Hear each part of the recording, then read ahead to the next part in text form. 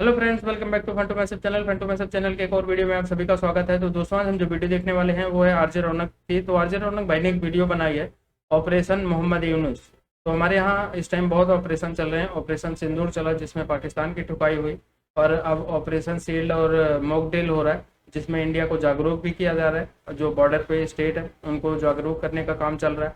दूसरा, अब ऑपरेशन मोहम्मद यूनुस भी आ गया है क्योंकि वो बहुत उछल रहा है काफ़ी दिनों से, और उसको लग रहा है कि मतलब इंडिया से कुछ चाहिए। तो उसी में ऑपरेशन मोहम्मद यूनुस क्या हुआ है इंडिया की तरफ से, तो वो आरजे रौनक आज के वीडियो में बताएंगे। तो शुरू करते हैं वीडियो। और वीडियो देखने से पहले चैनल पे न्यू है तो सब्सक्राइब कर लेना और बेल आइकन प्रेस कर देना ताकि जैसे वीडियोस अपलोड करें उसका नोटिफिकेशन भी आप लोगों को मिल जाएगा। तो स्टार्ट करते हैं वीडियो और मिलेंगे वीडियो के लास्ट में।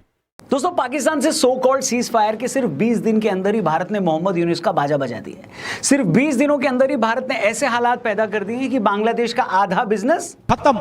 सिविल सर्वेंट से लेकर टीचर्स तक सड़कों पर आकर यूनुस को हटाने की मांग कर रहे हैं। आर्मी चीफ यूनुस को जल्द ही चुनाव कराने की धमकी दे रहे हैं। भारत से ढूंढ ढूंढ कर बांग्लादेशियों को कान पकड़ पकड़ कर उनके भिखारी मुल्क वापस भेजा जा रहा है। जो तटपुंजिया बांग्लादेश भारत को चिकन नेक की धमकी दे रहा है, आज उसे हिमंता बिस्वा शर्मा के जरिए यह मैसेज भी दे दिया गया है कि बेटा हमारी छोड़ो, तुम्हारे बांग्लादेश में तो खुद दो चिकन नेक है, अगर वो टूट गया तो पूरा बांग्लादेश वापस से खत्म।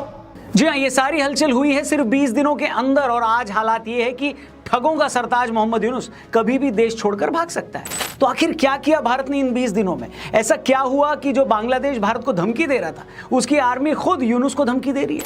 आखिर ऐसा क्या हुआ कि जो बांग्लादेश के लोग साल भर पहले मोहम्मद यूनुस के सत्ता में आने का जश्न मनाने के लिए सड़कों पर आए थे, वही लोग आज उसी यूनुस को हटाने के लिए सड़कों पर आ गए हैं? तो क्या हुआ है, ये पूरी कहानी आज की वीडियो में आपको डिटेल में समझाएंगे। लेकिन उससे पहले आपके फायदे की एक इंपॉर्टेंट बात। तो दोस्तों, एक पुराना जोक है। एक बार एक चूहे और हाथी का आमना सामना होता है। चूहा हाथी से पूछता है कि भाई तू इतना बड़ा है, तेरे एक पूंछ भी है, बता तो सही कि तू है कौन? इस बार हाथी चूहे को जवाब देता है कि भाई मैं हाथी हूं और मुझ में बड़ी ताकत है। इस बार हाथी उससे पूछता है चूहे से कि तू कौन है? तो चूहा जवाब देता है कि भाई हूं तो मैं भी हाथी, मगर आजकल मेरी सेहत थोड़ी कमजोर चल रही है, देखो तुम्हारी तरह मेरी एक पूंछ भी है। ये कहने में मेरे को कोई हर्ज नहीं है कि मोहम्मद यूनुस और बांग्लादेश वही चूहा है जो पता नहीं क्यों खुद को हाथी समझ बैठा है।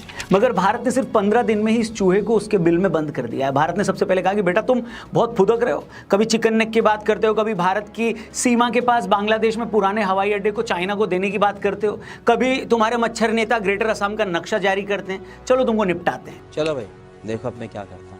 भारत ने ज्यादा कुछ नहीं किया। सबसे पहले कहा कि तुम लोग अब सड़क के रास्ते कोई सामान नहीं भेजोगे, भेजना है तो समंदर के रास्ते लेकर आओ। साथ ही भारत ने बांग्लादेश से लगने वाला लैंड पोर्ट बंद किया, सी पोर्ट बंद किया, सामान की सप्लाई बंद की, कॉटन सप्लाई की मशीनों की सप्लाई भी बंद कर दी। बस भारत का इतना करना था कि बांग्लादेश का 40% से ज्यादा ट्रेड बंद हो गया। अब ये सारे काम धंधे बंद हुए तो ये समझ में आया कि कमरे में बैठकर मुंह चलाना बहुत सिंपल है, रियलिटी फेस करना बहुत मुश्किल। आप बांग्लादेश में बैठकर टर्की और पाकिस्तान को अपना यार बना लोगे, अमेरिका को अपना नाजायज पप्पा बना लोगे, लेकिन चाचा ये सारी जगहें तो तुम्हारी जगहों से यानी तुम्हारी धरती से हजारों किलोमीटर दूर है। कितना दूर है अमेरिका, कितना दूर है टर्की? तुम्हारा 90% बॉर्डर तो भारत से लगता है। 4000 किलोमीटर का बॉर्डर भारत से शेयर करते हो। तुम्हारा सी पोर्ट भी भारत से लगता है। भारत से ही सामान खरीद और बेचकर तुम्हारा कंगला मुल्क पेट भर रहा है। लेकिन ना, जिस मुल्क ने मजहब की अफीम चाट ली हो उसे ये सब होश की बातें कहां समझ में आती। तो भारत ने कहा ठीक है, करते हैं तुम्हारा प्रबंध, और पोर्ट बंद करते ही हुआ भी वही। आज हालात ये है कि पिछले एक साल के अंदर बांग्लादेश में होने वाली एफडीआई में 20% की कमी आई है। इन्फ्लेशन 9.5% तक पहुंच गया है और उनका सबसे बड़ा पोर्ट चिटगांव पोर्ट ठप हो गया है। मेरा तो इतना लाइफ खराब हो गया है, इतना लाइफ खराब हो गया है मेरा। लेकिन चचा को ऐसे अकल थोड़ी ना आएगी। ये तो बस ये सोच रहे हैं कि जैसे तैसे जब तक मैं मर नहीं जाता तब तक बांग्लादेश की सत्ता पर कब्जा करके बैठा रहूं। शेख हसीना के जाने के बाद जब पिछले साल अमेरिका ने यूनुसवा के गले में पट्टा डालकर उसे बांग्लादेश की सत्ता पर बिठाया था, तब से ये जोकर बोल रहा था कि मैं देश में पॉलिटिकल सुधार करूंगा, जर्नलिस्टिक फ्रीडम बढ़ाऊंगा, जुडिशरी में सुधार करूंगा। लेकिन ये ग्रोसरी वाले चचा ने इन 10 महीनों में हिंदुओं पर जुल्म करने और कट्टरपंथियों को जेल से निकालने के अलावा और कुछ नहीं किया। पहले प्रॉमिस किया था कि दिसंबर 2025 तक बांग्लादेश में इलेक्शन करा देंगे, मगर अब इलेक्शन कराने का नाम ही नहीं ले रहे हैं। बोल रहे हैं कि माहौल अभी सही नहीं है, नेक्स्ट ईयर जून 2026 में चुनाव कराऊंगा। बस ये बात सुनकर वहां की आर्मी भी बहुत गुस्सा हो गई। खालिदा जिया की बांग्लादेश नेशनलिस्ट पार्टी भी सड़कों पर आ गई। वो ये बोल रहे हैं कि ये सब क्या रायता है और ये चाहता क्या है, और जब मैं आपको बताऊंगा कि चचा चाहते क्या है, उनका प्लान क्या है, आप हैरान रह जाओगे। अरे बाप रे, ये तो धोती खोल रहा है। दोस्तों आपको याद होगा कि पिछले साल जब शेख हसीना का तख्ता पलट किया गया तो उन्होंने कहा था कि अगर मैं अमेरिका को सेंट मार्टिन आइलैंड दे देती तो मेरी कुर्सी बच जाती। अब आप इस बात को ध्यान से सुनिए, फिर आपको समझ में आएगा कि मोहम्मद यूनुस कितना खतरनाक आदमी है। आपको बता दें, बांग्लादेश के साउथ में सेंट मार्टिन आइलैंड है। ये आइलैंड म्यांमार के बॉर्डर से कुछ किलोमीटर दूर है। दरअसल काफी टाइम से अमेरिका की इस आइलैंड पे नजर है। अमेरिका को लगता है कि अगर बांग्लादेश ये आइलैंड उसे दे दे तो वो इस जगह से पूरे साउथ एशिया में अपना दबदबा बना लेगा। वो इसी जगह से, यानी अमेरिका इसी जगह से चाइना को भी कंट्रोल कर लेगा और इसी जगह से वो भारत पर भी प्रेशर बना लेगा। अब अमेरिका ये आइलैंड कई सालों से लेना चाह रहा है, मगर बांग्लादेश इसके लिए रेडी नहीं हुआ। इसी के चलते शेख हसीना का तख्ता पलट भी करवाया गया। हैरानी की बात यह है कि शेख हसीना का तख्ता पलट करवाने के बाद अमेरिका ने इस जगह पर सीधे मोहम्मद यूनुस को लाकर बिठा दिया, जो कि कई सालों से रह भी अमेरिका में रहा है। अब इन्हीं मादरनी यूनिसवा के भरोसे अमेरिका बांग्लादेश में कई काम करवाना चाह रहा है, जिसमें पहला काम सेंट मार्टिन आइलैंड पर कब्जा करना है और दूसरा काम है बांग्लादेश और म्यांमार के बीच रखाइन कॉरिडोर बनाना। यूनुस काफी टाइम से बोल रहे हैं कि म्यांमार में रोहिंग्यास की हालत खराब है, इसलिए हमें बांग्लादेश से म्यांमार के बीच रखाइन कॉरिडोर बनाना है ताकि हम रोहिंग्यास तक हेल्प पहुंचा सकें। लेकिन इसके पीछे चाल कुछ और है। दरअसल अमेरिका चाहता है कि इस रखाइन कॉरिडोर के चलते वो म्यांमार में अपनी प्रेजेंस बना ले, क्योंकि वहां पर यानी म्यांमार में इस वक्त चाइना का काफी इन्फ्लुएंस है। वो अमेरिका को बर्दाश्त नहीं है, इसलिए यूनुसवा बार बार रखाइन कॉरिडोर की बात कर रहा है। पर फैक्ट ये है दोस्तों कि अमेरिका ऐसा करने के लिए यूनुस को बोल रहा है। खबरें तो यहां तक है कि इस काम के बदले यूनुस को अमेरिका से कई $100 मिलियन भी मिलने की बात चल रही है। ये पैसा यूनुस अपने ग्रामीण बैंक वाले एनजीओ के जरिए ले सकता है। ये दोनों ही बातें बांग्लादेश की आर्मी को भी बर्दाश्त नहीं है। उन्हें लगता है कि अगर हमने ये कॉरिडोर बना दिया तो म्यांमार से हमारी सिक्योरिटी को थ्रेट हो जाएगा, वहां से बहुत सारे घुसपैठिए आ जाएंगे। यही बात आर्मी सेंट मार्टिन आइलैंड को लेकर भी सोचती है। लेकिन यूनुसवा की खुद की तो कोई औकात है नहीं। जब यूनुस को कुर्सी पर बिठाया अमेरिका की डीप स्टेट ने है तो वही करेगा ना जो अमेरिका चाहेगा। इसलिए ये चाहते हैं कि मुझे 1 साल का टाइम और मिल जाए ताकि मैं अपने बचे खुचे एजेंडे लागू कर दूं, फिर इसके बाद लाखों करोड़ों डॉलर्स लेकर वापस अमेरिका भाग जाऊंगा। बड़ा हरामी हो। इसलिए मैं कहता हूं दोस्तों, चाहे पाकिस्तान हो या बांग्लादेश, चाहे आसिम मुनीर हो या मोहम्मद यूनुस, ये लोग चाहे इस्लाम की कितनी भी बातें क्यों ना कर लें, असल में इन लोगों को सिर्फ खुद की सत्ता से मतलब है। आसिम मुनीर ने खुद को एक्सटेंशन दिलवाने के लिए, अपनी पकड़ पाकिस्तान में स्ट्रांग करने के लिए हिंदुस्तान में 28 हिंदुओं को मरवा दिया। इसी मुनीर की वजह से आज टूरिज्म पर डिपेंड रहने वाले लाखों कश्मीरी भूखे मर रहे हैं, मगर उससे इसको कोई फर्क पड़ा नहीं पड़ा। वो तो आज खुद को फील्ड मार्शल बनवाकर शहबाज शरीफ की भतीजी से अफेयर चला रहा है, और मर कौन रहा है? कश्मीरी। उसी तरह यूनुस भी पिछले 1 साल से भारत के खिलाफ जहर उगल रहे हैं। उनकी इसी जहर की वजह से बांग्लादेश में आज काम धंधे चौपट हो गए, महंगाई बढ़ गई है। बांग्लादेश चीन से लेकर जापान तक $1-1 बिलियन के लिए कटोरा फैला रहा है उनके सामने। लेकिन यूनुस को फर्क पड़ा? बिल्कुल नहीं पड़ा। वो तो 1 साल का और एक्सटेंशन लेकर अमेरिका से लाखों डॉलर की रिश्वत लेकर मजे में है। मतलब दोनों ही इस्लाम की बात करते हैं और इन दोनों की वजह से ही इस्लाम को मानने वाले आज मुश्किल में हैं। और ऐसा नहीं कि ये बात बांग्लादेश की आर्मी नहीं समझ रही है। बांग्लादेश की आर्मी को भी पता है कि भारत ने जब 2 दिन में पाकिस्तान का बाजा बजा दिया था तो हमें तो 13 मिनट में खत्म कर देंगे। इसलिए ऐसा लगता है कि भारत सरकार ने बांग्लादेश के आर्मी चीफ को बिस्मिल का संदेश पहुंचा दिया है कि इस बुढ़ऊ को निपटाओ, ये खुद तो मरेगा, बांग्लादेश को ही मरवाएगा। तभी आप देखिए बांग्लादेश में मोहम्मद यूनुस पर कांस्टेंट प्रेशर बढ़ने लगा है। अभी कल ही बांग्लादेश में 1000 सिविल सर्वेंट्स भी सड़कों पर आ गए हैं और उसके पीछे भी यूनुस की मक्कारी है। यूनुस की सरकार दरअसल सिविल सर्वेंट्स को लेकर एक ऑर्डिनेंस ले आई है कि अब से सरकार जब चाहे किसी भी सिविल सर्वेंट को बिना नोटिस दिए हटा सकती है। इसके पीछे बुढ़ऊ की सोच ये है कि जो भी सिविल सर्वेंट शेख हसीना से हमदर्दी रखते हैं या जिनकी बाह मरोड़ना उतना आसान नहीं है, उन्हें हटाया जाए। लेकिन उनकी इस घिनौनी सोच से बांग्लादेश के 18,000 सिविल सर्वेंट्स नाराज हैं। वो सड़कों पर आ गए। इस फैसले के खिलाफ सेक्रेटरीट में प्रदर्शन हुए। इस प्रदर्शन में स्टूडेंट यूनियंस और कई पॉलिटिकल पार्टीज भी शामिल हो गई हैं। इसी वक्त बांग्लादेश में प्राइमरी टीचर्स का भी एक आंदोलन चल रहा है। ये लोग हाई स्कूल के टीचर्स के बराबर अपनी सैलरी को लेकर प्रदर्शन कर रहे हैं। कुल मिलाकर जिस तरह पिछले साल जून जुलाई में शेख हसीना के खिलाफ लोग सड़कों पर आ गए थे, आज वैसा ही गुस्सा मोहम्मद यूनुस को लेकर भी है। इसी से घबराकर यूनुस फिर से एंटी इंडिया कार्ड खेल रहे हैं। 2 दिन पहले यूनुस ने बांग्लादेश की कुछ पॉलिटिकल पार्टीज के साथ एक मीटिंग की थी। इस मीटिंग के बाद वहां के एक नेता ने स्टेटमेंट दिया कि भारत बांग्लादेश में यूनुस की सरकार को पसंद नहीं करता और वो उसे हटाना चाह रहा है। भारत लगातार बांग्लादेश को कमजोर कर रहा है। और जैसे कि मैंने कहा ना कि अगर चूहे को अपनी पूंछ देखकर ये गलतफहमी हो जाए कि वो हाथी है, तो उसे ये याद दिलाना पड़ता है कि नहीं बाबा, तो चूहा ही है। इधर पाकिस्तान से जब भारत की लड़ाई चल रही थी, देश में अलग अलग राज्यों में क्या हो रहा था, चुन चुनकर इन इलीगल चूहों यानी बांग्लादेशियों के पिछवाड़े लाल होने शुरू हो गए थे। इन मक्कारों का कान पकड़कर इनके भिखारी मुल्क वापस भेजा जाने लगा। दिल्ली के वसंत कुंज एरिया में पुलिस ने 12 अवैध बांग्लादेशी नागरिकों की पहचान करके उन्हें वापस बांग्लादेश भेज दिया है। इसी तरह असम के गुवाहाटी, गोलाघाट, धुबरी, बारपेटा और कछार जिलों से 150 लोगों को धक्के देकर बाहर निकाला गया। अहमदाबाद क्राइम ब्रांच ने कुछ दिन पहले 15 अवैध बांग्लादेशियों को डिपोर्ट किया।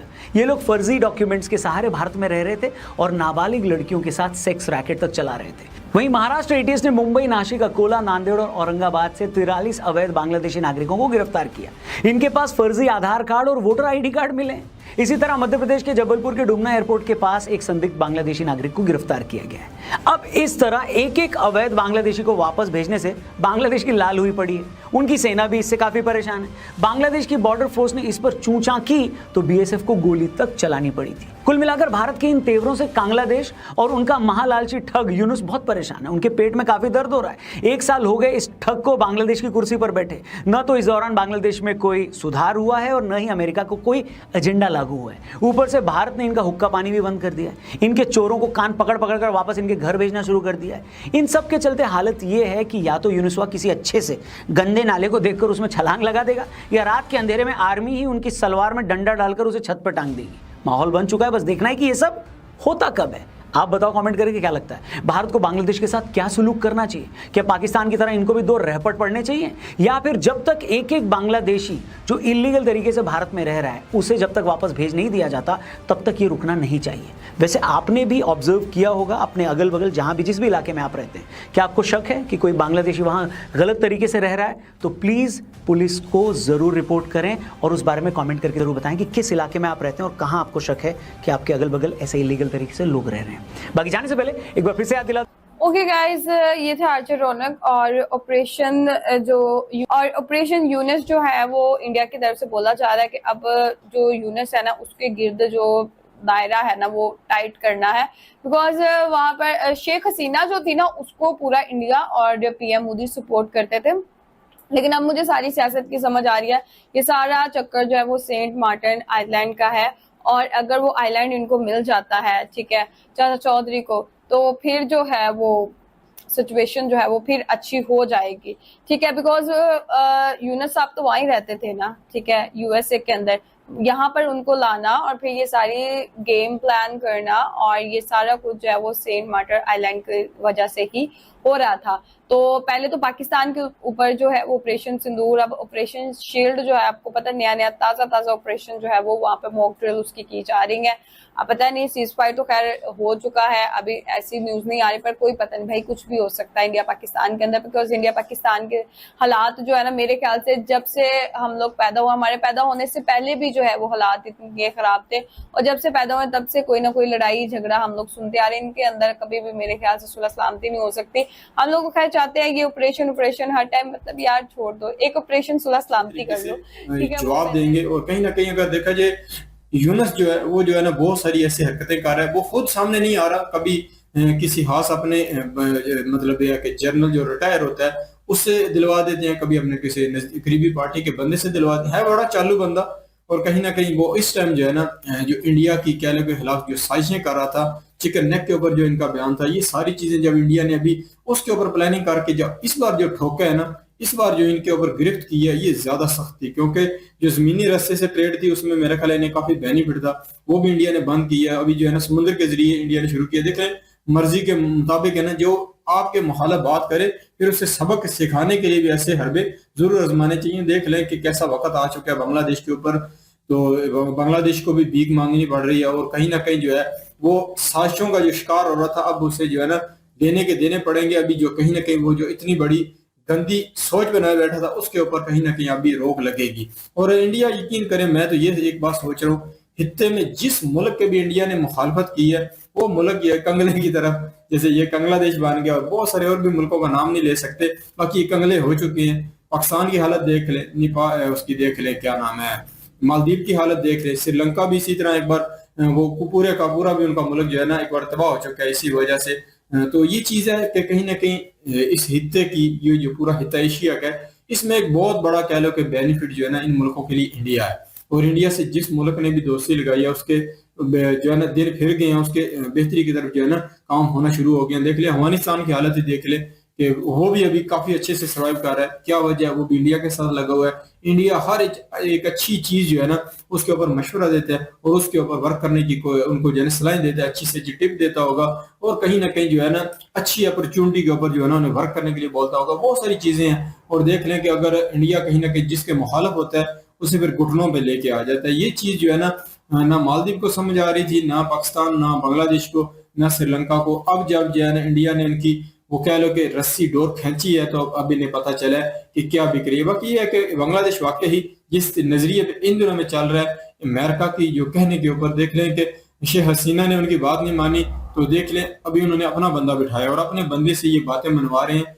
बांग्लादेश बाढ़ में जो उन्हें इससे फर्क अमेरिका को नहीं पड़ता। बाकी ये बंगाली लोगों ने खुद सोचना है कि उनके ऊपर अगर ये देख लें भीख मांगने वाला वक्त आ चुका है, ये पहली बार है। ना अभी इसकी चट्टी लेके रोड पे घूमेंगे, ये ऐसे ही टाइम आने वाला है, जल्द देख क्योंकि भारत ने हर तरफ से इनका ताला लगा दिया है। बिल्कुल, इनका इन्फ्लेशन रेट 10 पे चला गया है। देख ले क्या हालत कर दी है बांग्लादेश की इंडिया ने, और सारे रास्ते एक्सपोर्ट के बंद कर दिए हैं। 40% एक्सपोर्ट हाँ। इस टाइम भाई साहब बांग्लादेश की गिर चुकी है भाई 40%। भाई साहब अगर 5% भी गिरे ना तो बहुत बड़ा खतरा हो जाता है देश के लिए कि ये क्यों गिरी है, लेकिन 40% पंगा किधर किससे लिया है? इंडिया से लाला। 90% जो बॉर्डर है वो लगता है इंडिया से, और जो 10% है वो किसी काम का नहीं, किसी काम का नहीं है। सारी तेरी तजारत जो एक्सपोर्ट होती है वो इंडिया के रास्ते से होती है। भाई किस तरह भारत बांग्लादेशी सुअरों को भगा रहा है भाई अपने देश से। सही कर, अच्छा हर गंदा काम ये लोग भारत में कर रहे थे भाई साहब, पकड़े गए नहीं ना, रंगे हाथों पकड़े गए। और भारत ने सीधा लाल किया पिछवाड़े। जिस तरह हम पाकिस्तानियों को लाते मार के फेंका था ना उन्होंने पाकिस्तान, इस तरह बांग्लादेशियों को लाते मार के फेंक रहे हैं। सही कर रहे हैं मोदी जी, सही काम कर रहे हैं। एक वन काम है जो पाकिस्तानियों को निकाला था ना उधर से मिशन संदूर के दौरान, ऐसे इनको निकाल रहे। अब तो मिशन यूरो शुरू कर दिया उन्होंने। भाई वो देखो ना किस तरह का मोदी जी ने लाइव बोला है। भाई इंडिया की आर्मी को मोदी जी ने बोला है कि भाई साहब इसको निपटाओ। ये ना हो कि इसके चक्कर में तुम लोगों पे ऐसा हम हमला करें कि तुम्हारी साथ पुश्ते याद रखें कि भाई साहब हम पे किसी ने कोई हमला किया था। तो यार क्योंकि भाई देखो भारत ने पाकिस्तान में जो हमला किया बांग्लादेश के सामने, बिल्कुल हम उनकी मिसाइलें नहीं रोक सके, तो साला बांग्लादेश किस खेत की मूली है जो वो रोकेगा? हमारे पास तो चल थोड़ा बहुत है, फिर भी ना रोक सके तो उनके पास तो है ही कुछ नहीं है ना, कुछ सामने है ही नहीं है ना। टांडा होगा भारतीय आर्मी का वहाँ पर, वो भी समझ चुके हैं अभी। उनकी फौज भी हर चीज बंदा समझ चुका कि इंडिया से पंगा ना लेना। ये देखो तो टीचर भी सड़कों पे, हर बंदा सड़कों पे यूनस के खिलाफ। ये देखो ठग का बच्चा क्या करता है। अब आर्मी जब उनका साथ दे रही है, क्यों? आर्मी को पता अगर भारत ने हम पे हमला किया तो हमारे लाखों की सेना ऐसे घुस जाएगी जैसे भाई साहब कोई किसी कुत्ते को गली में भगा के मार। तो बोला कि भाई इसको ठंडा रखो वरना रेस्ट इन पीस हो जाएगा। यूनस भी भाई ये देखो ये अबे साल से बैठा तू इलेक्शन के लिए साइड पे हट। हाँ भाई ऑपरेशन सिंदूर के बाद तुमने देखा होगा 10-15 दिन के अंदर बांग्लादेश में इतनी चेंजिंग्स आई है एकदम से कि उधर आर्मी चीफ बोल पड़ा है, उधर यूनस को हटाने की मांग शुरू हो गई है। अब देखो क्या हो गया, भारत भी तो फिर पावर रखता है ना। इंडिया भारत ने उसको हर तरफ से चोक कर दिया, उसको नुकसान पहुंचा रहा है। लोग सड़कों पे आएगा ना, ट्रेड खत्म, लोग बोलेगा ये तो सारा यूनस की वजह से हो रहा है। इन्वेस्टमेंट खत्म हो रही है, लोन इनको कोई दे नहीं रहा, इलेक्शन ये नहीं करवा रहे। उसके बाद हर तरह से इंडिया ने इनकी जो ट्रेड चल रही थी वो बंद कर दी है, पोर्ट इनकी बंद हो गई है, जनता इनकी सड़कों पर निकल आ रही है, फिर भी यूनस बैठा हुआ है। भाई अब इसको ठंडा करेगा ना, तो इंडिया ने कहा है कि भाई इसको आर्मी को शायद बोला है कि संभाल लो वरना फिर हम बंगालियों की बारी आ गई। अब उनकी जो वो कहते हैं ना हालत टाइट वाला सीन वो हुआ पड़ा है। पहले उन्होंने जब ऑपरेशन सिंदूर हुआ था ना तो उन्होंने पाकिस्तान में के जो लोग थे वहां पे इलाज करवाने गए थे या फिर कुछ भी, लेकिन वो कहते हैं कि इलाज जो लोग करवा उनको उन्होंने रहने दिया था, लेकिन जो दूसरे पाकिस्तानी है ना वहां पे जो जाके रह रहे थे उनको उन्होंने पकड़कर निकाल दिया। और फिर पाकिस्तान ने भी उनको एक्सेप्ट करने से इनकार कर दिया। हमें मतलब अगर एक बंदा किसी और कंट्री में गया तो है तो वो पाकिस्तानी है ना, तो आप अपने कंट्री में तो कम से कम उसको एक्सेप्ट करो खुद भी एक्सेप्ट करने से मना कर दिया। और बांग्लादेश भाई अब जो वो जैसे पाकिस्तान करता है ना कि कुछ भी गलत होता है तो इंडिया पे इल्जाम डाल देता है, इसी तरह से अब उन्होंने इंडिया को ही अपना एक बनाया हुआ कि हम इंडिया ये इंडिया वो। लेकिन वो ये चीज भूल गए हैं कि ये उनका कंट्री आज अगर कायम दायम है ना तो उनकी ही वजह से है। 1971 की वार में बांग्लादेश उन्होंने अलग करवाया। इनको तो उनके हमेशा पाँव धो धो के पीने चाहिए कि आपने हमें, जिस बंदे ने हमें एक बंदे को घर दिया हो ना, क्या उसको भूल जाना चाहिए? वो तो भूल गया है। वो भूल गए हैं। मतलब फर्ज करें आपको कभी कोई आप किराए के घर पे रहते हो और आपको कोई घर दे दे तो क्या आप उसको भूल जाएंगे? कभी भी नहीं ना भूलेंगे उसके एहसान को। आप कहेंगे कि यार ये बंदा बड़ा अच्छा, इसने मुझे घर दिया था, इसने मुझे इतना कुछ मेरे लिए किया, ठीक है। तो जब आप उसी को भूल जाते हैं ना तो फिर उस एहसान फरामोशी होती है और फिर आपका जवाल जिसको बोलते हैं ना वो एक बुरा टाइम स्टार्ट हो जाता है जाएगा और इस देश का भट्टा बैठेगा। इनको समझ नहीं आता कि एक नॉर्मल जिंदगी है, कमा खा लो, हर एक चीज़ कर लो। शेख हसीना इनके देश के लिए इतनी बढ़िया थी, बॉन्डिंग इंडिया के साथ बहुत अच्छी थी, लेकिन आज ये ऐसे बेवकूफ़ के हाथ में दे दिया। तो चाहती हूँ इनसे बिजली का भी करो हिसाब। क्या तो भैया अपनी बिजली खुद करो, नहीं उसमें बहुत खुद क्या करो चीज़ें आ जाती है। लेकिन यहाँ पर इनको वो कहते हैं ना धीरे धीरे निचोड़ो, धीरे धीरे, क्योंकि एकदम से कर दोगे ना तो रोते भी लगते पहुंच जाएंगे। और रोज छोटा छोटा वो कहते हैं ना कि जैसे पाकिस्तान का हाल कर दिया है, सुनेगा इनकी कि रोज आते हैं। इन्होंने अपने रंग बहुत बार दिखाए हैं, लेकिन हमारे यहाँ क्या हो जाता है कि हम कहते हैं नहीं ये भाईचारा ऑन टॉप, ये वो कोई भाईचारा ऑन टॉप नहीं है। आप ये देख ले करो इंडिया की हार पे, जिसको यार इंडिया की हार से क्या मतलब, खुद टीम बाहर हो जाती है कि इंडिया हार जाती है ना तो इतना जश्न मनाते हैं कि जैसे पता ना क्या, क्योंकि इनका और पाकिस्तान का है तो उन्हीं से ही है। तो मानसिकता का एक देश होता है और फिर एक होता है मानसिकता। ये देश नहीं है, ये एक मानसिकता थी जो अभी अब वो कहते हैं ना कि एक इतने बड़े बबल से निकल के एक छोटा बबल और क्रिएट हुआ है। तो ये थी गाइस आज की वीडियो और आरजे रौनक ने भाई पूरी स्टोरी सुना दी कि बांग्लादेश कैसे घुटनों पे आ रहा है। और पाकिस्तान को घुटनों में लाने ने भारत सरकार ने मतलब 2-3 साल लगाए थे और बाद में जो है हथौड़ा मारा है ऑपरेशन सिंदूर के तौर पे। तो लेकिन बांग्लादेश को उसको कंगाल करने में ज़्यादा वक्त नहीं लगा भारत को। और उसके बाद अभी ये तो इंडिया ने कुछ ही % इनके खिलाफ जो है किया है और बाकी अभी इन पे इंडिया और प्रेशर बनाएगा। और वो ऐसे लग रहा है कि मोहम्मद यूनुस रहने वाला नहीं है, जिस हिसाब से बांग्लादेश में प्रोटेक्शन चल रही है और वहाँ पे लोग इसके खिलाफ हो गए हैं, जैसे शेख हसीना के खिलाफ हुए थे एक बार। और शेख हसीना की सरकार आएगी तो दोबारा नॉर्मलाइज हो जाएगा इंडिया के खिलाफ। लेकिन इंडिया को एक चीज़ ये समझ में अब आ गई है, इंडियन गवर्नमेंट को भी, कि बांग्लादेश में शेख हसीना के अलावा अगर कोई ऐसी पार्टी की सरकार आती है तो वो इंडिया के साथ उसका रिलेशन अच्छा नहीं होगा। तो जिस हिसाब से बांग्लादेश की पहले हेल्प करता था इंडिया या उनसे रिलेशन रखता था, बॉर्डर पे जैसे सिचुएशन रहती थी, तो वैसा नॉर्मलाइज मुझे नहीं लग रहा है कि आगे भी रहने वाला है। अगर शेख हसीना आ भी जाती हैं तब भी भारत जो है अब उसी हिसाब से उनसे डिप्लोमेटिक अपना रिलेशन रखेगा और हर कदम फूक के रखेगा कि आने वाले टाइम में अगर कभी शेख हसीना ना रहे तो मतलब इंडिया को कोई दिक्कत ना हो। बाकी रह गई चिकन नेक की बात, जो कि चीन के साथ मिलके वो हमारे जो 7 सिस्टर हैं यानी 7 स्टेट हैं तो उनको काटने की बात कर रहा था। तो जो हेमंत बिश्व शर्मा है CM, तो उन्होंने बांग्लादेश को एक आईना दिखाया है कि अगर तुम एक चिकन नेक की बात करोगे ना तो चिकन नेक के बदले चिकन नेक है। तो और बांग्लादेश को ये बात समझ में आ गई है कि चिकन नेक के बदले इंडिया किस चिकन नेक की बात कर रहा है। तो इनका जो है ये चटगांव पोर्ट है, यहाँ पे एक चिकन नेक है, एक चिकन नेक और है, मैप में दिखाया भी आरजे रौनक ने, तो वो आप लोगों ने देखा ही होगा। तो वो चिकन नेक है, अगर इंडिया ने इन दोनों को काट दिया तो बांग्लादेश खत्म, मतलब कंट्री ही खत्म हो जाएगी।